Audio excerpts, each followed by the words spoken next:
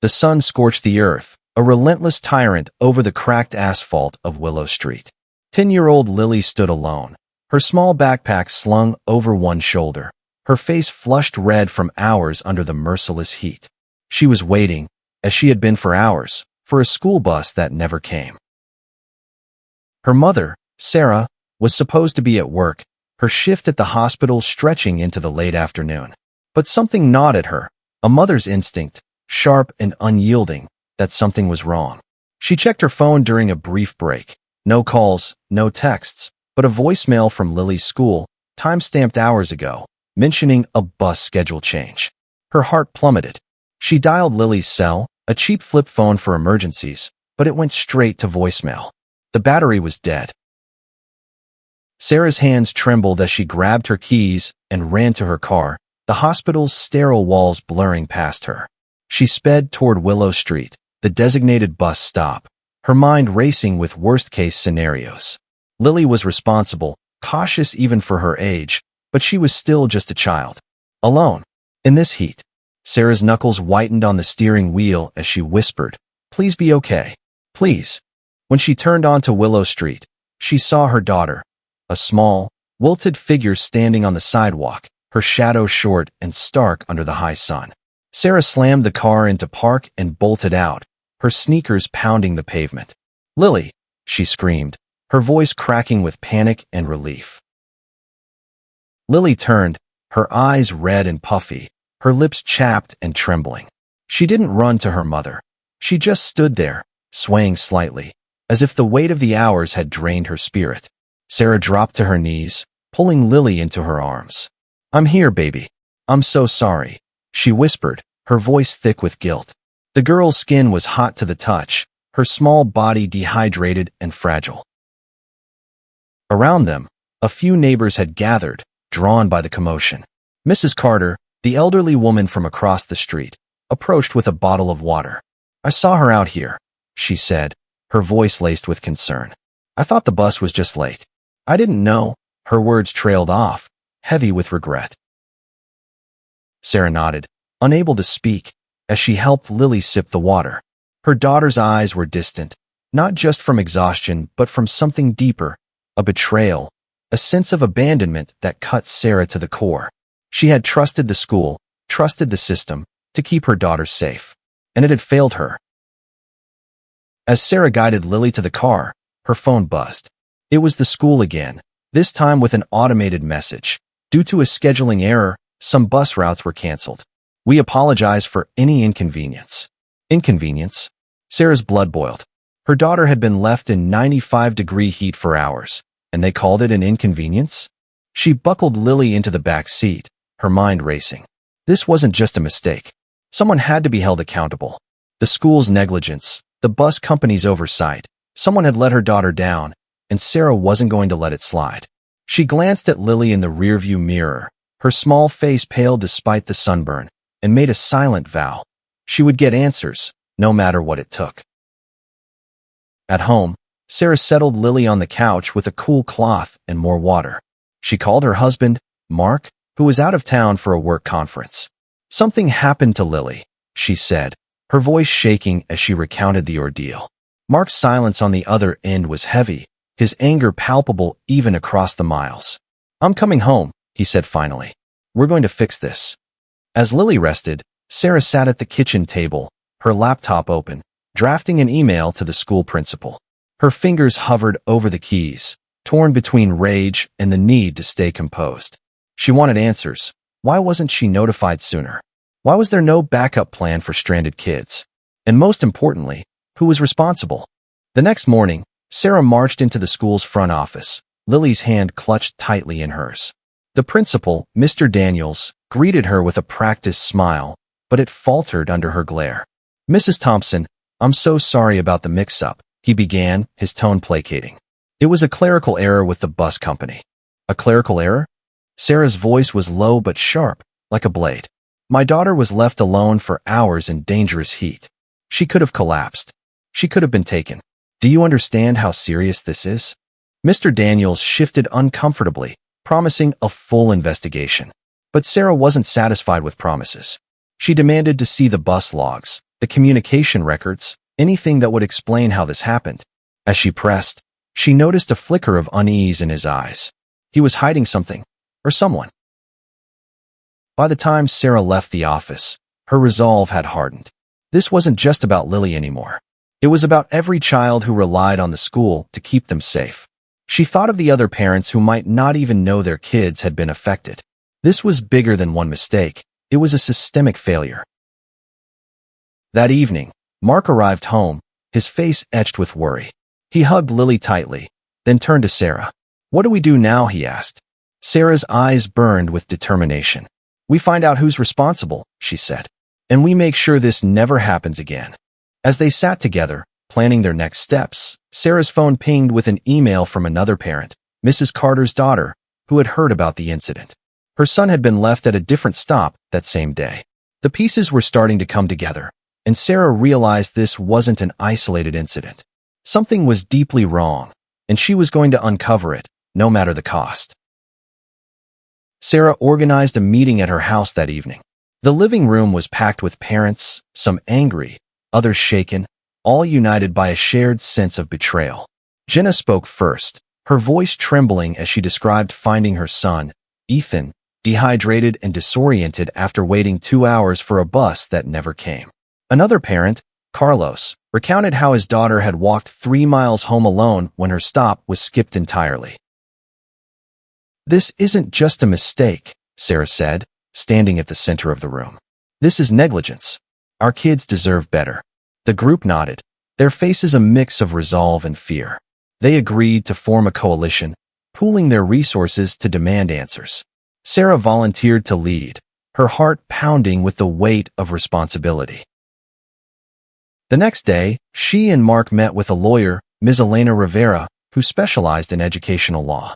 Elena listened intently as Sarah recounted Lily's ordeal, her pen flying across her notepad. "This sounds like a systemic issue," Elena said, her tone measured but firm. "The school district contracts with a private bus company, TransSafe. If their records show repeated failures, we could have a case for gross negligence." Sarah's pulse quickened. A lawsuit wasn't her first instinct. She just wanted answers and change, but the idea of holding someone accountable felt right. Elena agreed to take the case pro bono, moved by the stories of the stranded children. She requested every piece of evidence the parents could gather, emails, voicemails, even photos of the kids waiting at empty bus stops. Back at home, Sarah sat with Lily, who was still quieter than usual. "Are you okay, sweetheart?" she asked, brushing a strand of hair from her daughter's face. Lily nodded, but her eyes told a different story. "I was scared, Mom," she whispered. "I thought no one was coming." Sarah's heart shattered. She pulled Lily close, vowing to make things right. The coalition's first move was a formal letter to the school board, signed by 20 parents. It demanded a public meeting, full transparency on the bus scheduling error, and immediate safety measures for students. Sarah hand-delivered it to the district office, her hands steady despite the nerves twisting her stomach. The receptionist's dismissive attitude only fueled her determination. Days later, the school board agreed to a meeting, but the response was lukewarm. Mr. Daniels and a representative from TransSafe, a slick man named Mr. Grayson, sat at the front of the auditorium, flanked by board members. Grayson's rehearsed apology grated on Sarah's nerves. "We deeply regret the oversight," he said, his tone polished but hollow. "It was a one-time glitch in our system." Sarah stood, her voice cutting through the room. "A one-time glitch? My daughter was left in 95-degree heat for hours. Other kids walked home alone or waited just as long. How many glitches does it take before you admit this is a pattern?" The room erupted in murmurs of agreement. Grayson's smile tightened, and Mr. Daniels avoided her gaze. The board promised to look into it, but Sarah wasn't naive. She saw the way they deflected, the way Grayson's eyes darted to his phone.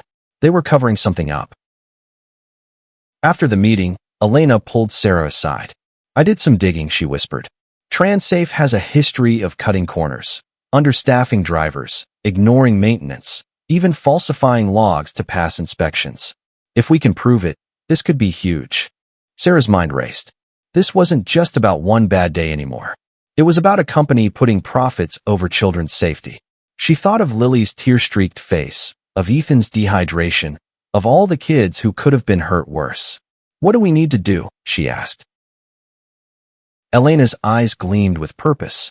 We get their records. Emails, contracts, driver schedules, everything. If they're hiding something, we'll find it. That night, Sarah and Mark pored over the coalition's growing collection of evidence. Parents had sent photos, timestamps, even screenshots of unanswered calls to the school and TransSafe. It was a puzzle, and Sarah was determined to piece it together. As she tucked Lily into bed, her daughter's small voice broke the silence. Mom, are you going to fix it so no one else gets left? Sarah kissed her forehead, her throat tight. I'm trying, baby. I promise. As she turned off the light, she felt the weight of not just her daughter's trust, but every child's. This fight was only beginning. Elena's investigation uncovered a paper trail that chilled Sarah to the bone. TransSafe had been cited twice in the past 5 years for safety violations, faulty brakes, untrained drivers, and ignored complaints from parents. Yet the school district had renewed their contract each time. Why? Sarah suspected money or connections, maybe both. She and Elena filed a Freedom of Information Act request for TransSafe's internal records and the district's communications. The response came slowly, with heavily redacted emails that only raised more questions. One unredacted line caught Sarah's eye, a message from Grayson to Mr. Daniels, dated a week before the incident, saying, "We can't afford more drivers. Make it work." Sarah's stomach churned. They knew they were understaffed and did nothing. The coalition decided to escalate. They organized a press conference outside the school, inviting local news outlets. Sarah stood at a makeshift podium, her hands shaking but her voice steady. Our children were left in danger because of negligence, she said, cameras flashing. TransSafe and the school district failed us. We demand accountability. The story hit the evening news, and the community erupted. Parents flooded the school board's phone lines, and social media buzzed with hashtags like SafeKidsNow. Sarah's phone rang nonstop, reporters, supporters, even a whistleblower from TransSafe who claimed to have proof of falsified logs. The tide was turning, but Sarah felt the pressure mounting.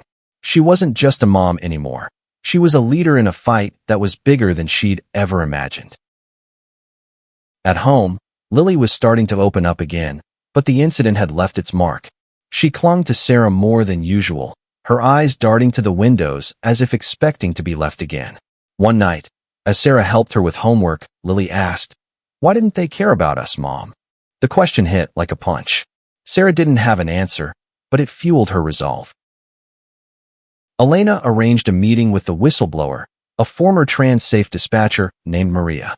They met at a quiet coffee shop, Maria's hands fidgeting as she slid a USB drive across the table. "This has driver logs, maintenance reports, everything," she whispered. "They've been cutting corners for years. I couldn't stay quiet anymore." Sarah and Elena spent hours reviewing the files. The evidence was damning. Drivers working double shifts, buses with overdue inspections, and emails instructing staff to keep complaints quiet. One report even mentioned a driver who'd fallen asleep at the wheel last year, narrowly avoiding a crash. Sarah's hands trembled as she read. This wasn't just negligence, it was reckless endangerment. The coalition planned their next move, a public rally at the district office. Sarah worked late into the night, designing flyers and coordinating speakers. Mark took on more at home, cooking dinner and helping Lily with her routines, but Sarah could see the strain in his eyes. "Are we in over our heads?" he asked one night, his voice low. Sarah hesitated. The fight was consuming her. Every waking moment was emails, calls, or planning. But then she thought of Lily, of Ethan, of all the kids who deserved better. "We can't stop now," she said. "If we don't fight, who will?"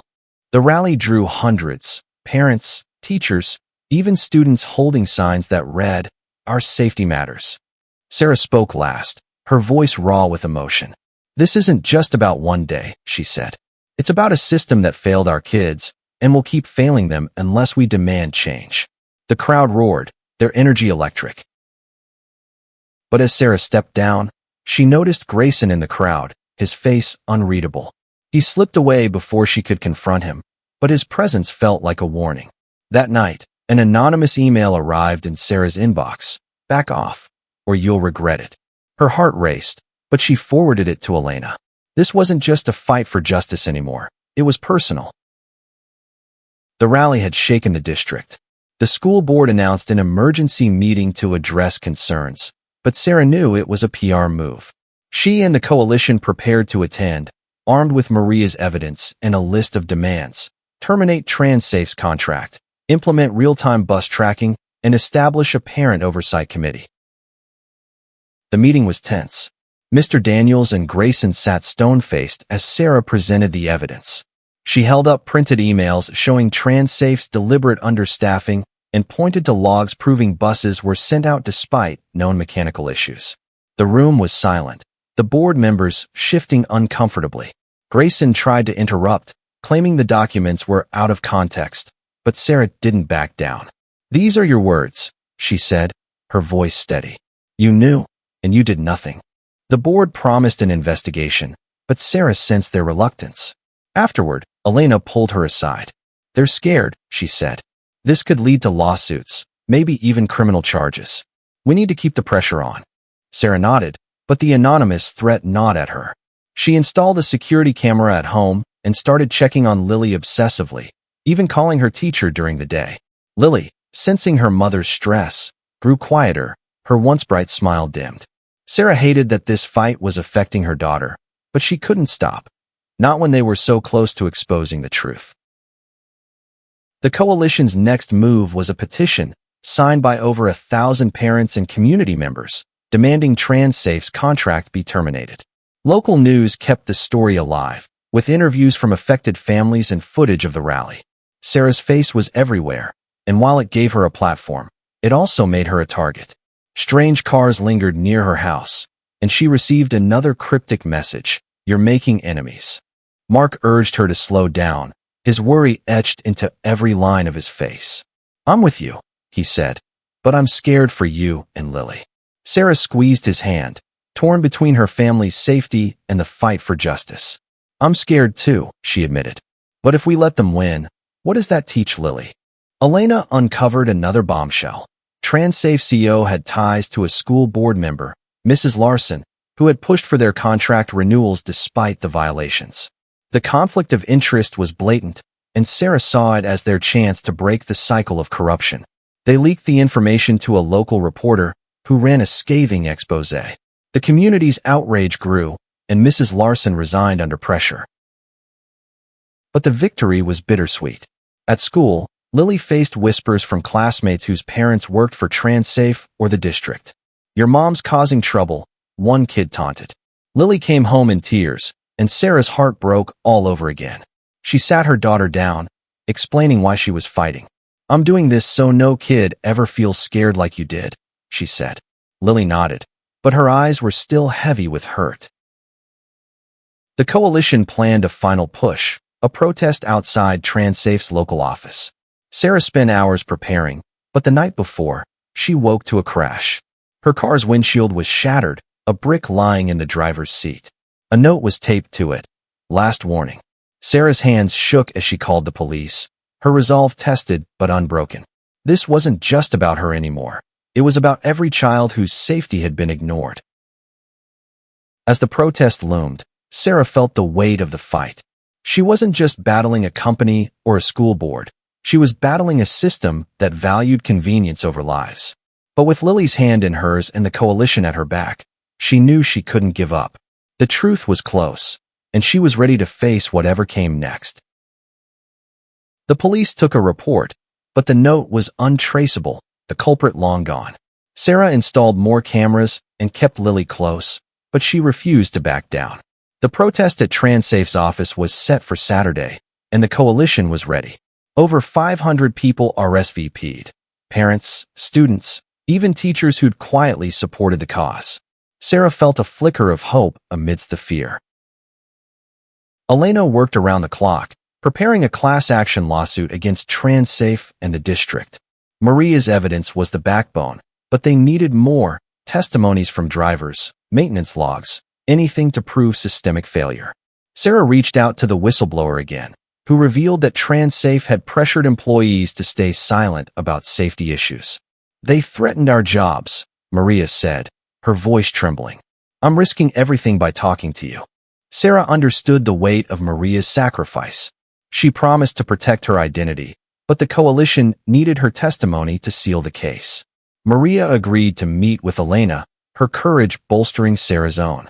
As the protest approached, Sarah and Mark prepared signs and organized volunteers, turning their living room into a war room. Lily helped, coloring posters with bold letters, "Kids deserve safety." The day of the protest was blisteringly hot, a cruel echo of the day Lily was stranded. The crowd gathered outside TransSafe's office, chanting and holding signs. Sarah stood on a makeshift stage, her voice amplified by a megaphone. "We're here because our children were put in danger," she said, her words ringing out.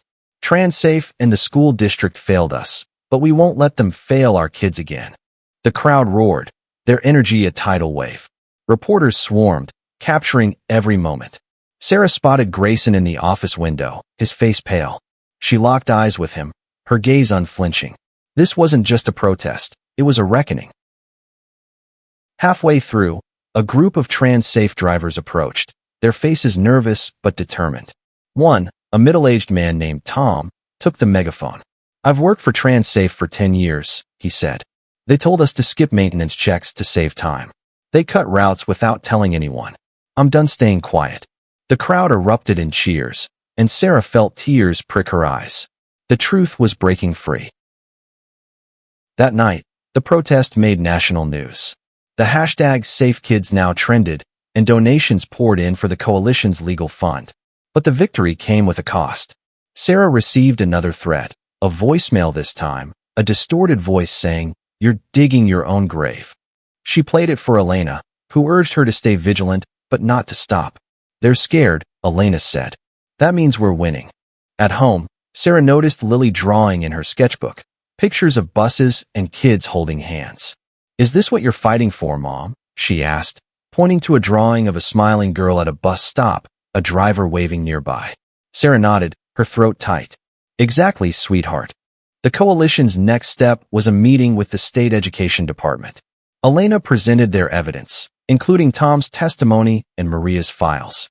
The officials were stunned, promising a full audit of TransSafe's operations.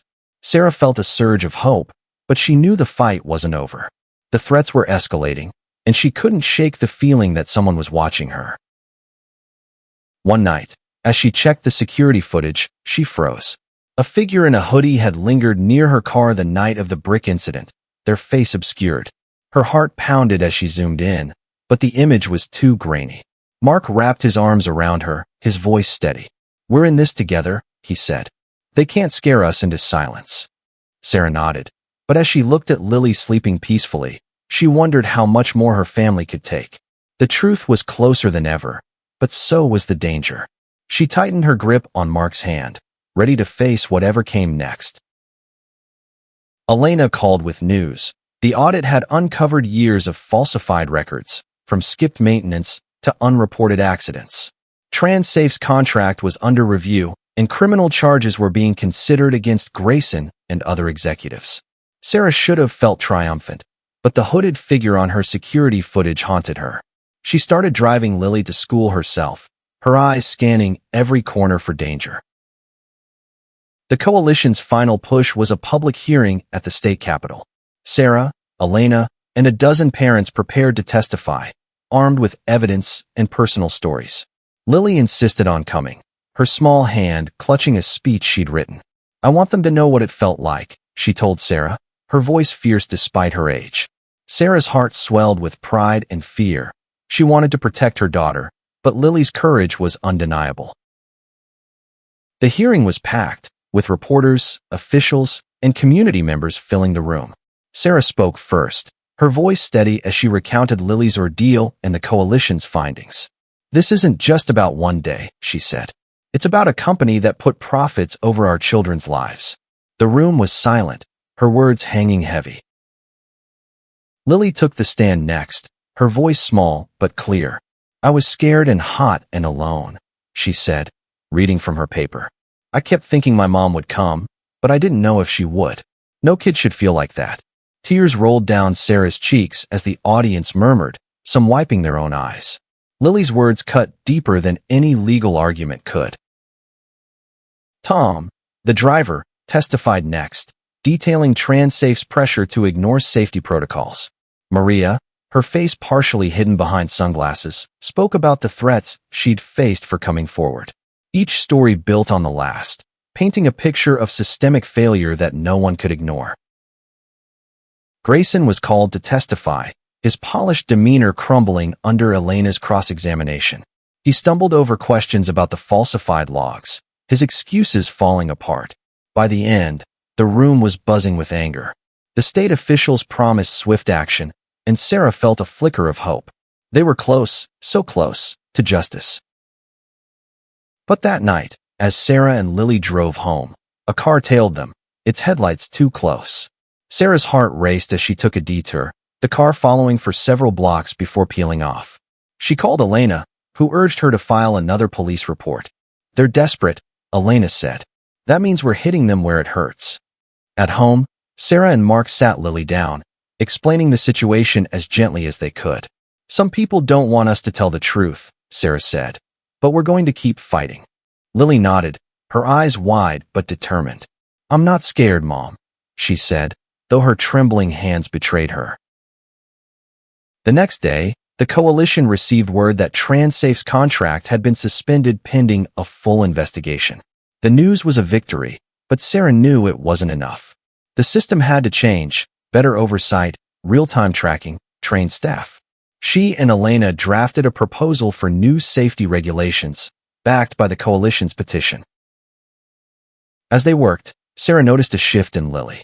Her daughter started drawing again, her sketches now showing buses with smiling drivers and kids safely boarding. "This is what it should be like," Lily said, pointing to one. Sarah hugged her tightly, her heart aching with love and resolve. They were fighting for that future, and they wouldn't stop until it was real. But the danger wasn't gone. As Sarah checked her email that night, a new message appeared, no sender listed. "You won't win." She stared at the screen, her pulse pounding. The fight was far from over, but Sarah was ready. For Lily, for every child, she would see it through. The state announced TransSafe's contract termination, a victory that sent the coalition into a frenzy of celebration. Sarah hugged Lily tightly as the news broke, tears streaming down her face. But the joy was tempered by the latest threat, a photo emailed to Sarah, showing her and Lily at the hearing, with a red X over their faces. She reported it to the police, who traced it to a burner email, but the message was clear. Someone wanted her scared. Elena pushed forward with the lawsuit, now expanded to include dozens of families. The evidence was overwhelming. Maria's files, Tom's testimony, and the audit's findings painted a damning picture. TransSafe's CEO resigned, and Grayson faced charges for falsifying records. The school board, under pressure, agreed to implement the coalition's safety proposals: real-time bus tracking, mandatory driver training, and a parent oversight committee. Sarah spoke at a final press conference, her voice steady despite the weight of the past weeks. "This is for every child who was left waiting, scared, and alone," she said, Lily standing beside her, holding her hand. "We fought for them, and we won't stop until they're safe." The crowd cheered, and Sarah felt a wave of relief. They'd done it. But the victory came at a cost. Sarah's family lived under constant vigilance, their home now a fortress of cameras and locks. Lily, though stronger, still carried the scars of that day in the sun. She drew pictures of safe buses, but sometimes, in her sleep, she whimpered, reliving the fear. Sarah and Mark vowed to help her heal, enrolling her in counseling and spending every moment they could together. The lawsuit settled out of court, with TransSafe and the district agreeing to pay damages and fund the new safety measures. Sarah used her share to start a scholarship for kids like Lily, who'd faced adversity and come out stronger. The coalition became a permanent advocacy group, ensuring the changes stuck. One afternoon, as Sarah and Lily walked to the new bus stop, now equipped with a shelter and a real-time tracking board, Lily squeezed her mother's hand. "You did it, Mom," she said, her smile bright for the first time in weeks. Sarah knelt, pulling her close. We did it, baby. Together. The threats stopped as TransSafe's leadership crumbled, and the police closed in on the culprits behind the intimidation. Sarah never learned who sent the brick or the emails, but she didn't need to. The truth was out, and her daughter was safe. That was enough. Months later, Sarah stood at a community event, watching Lily laugh with friends as a new, safe bus pulled up. The driver waved, her uniform crisp, her smile genuine. Sarah's heart swelled with pride, not just for her daughter, but for every parent who'd fought alongside her. They'd turned pain into change, fear into hope. As the sun set, casting a warm glow over the scene, Sarah felt a peace she hadn't known in months. The fight had been brutal, but it had shown her the power of a community united, the strength of a mother's love. She looked at Lily, running toward the bus with confidence, and knew they'd built something lasting. No child would be left waiting again.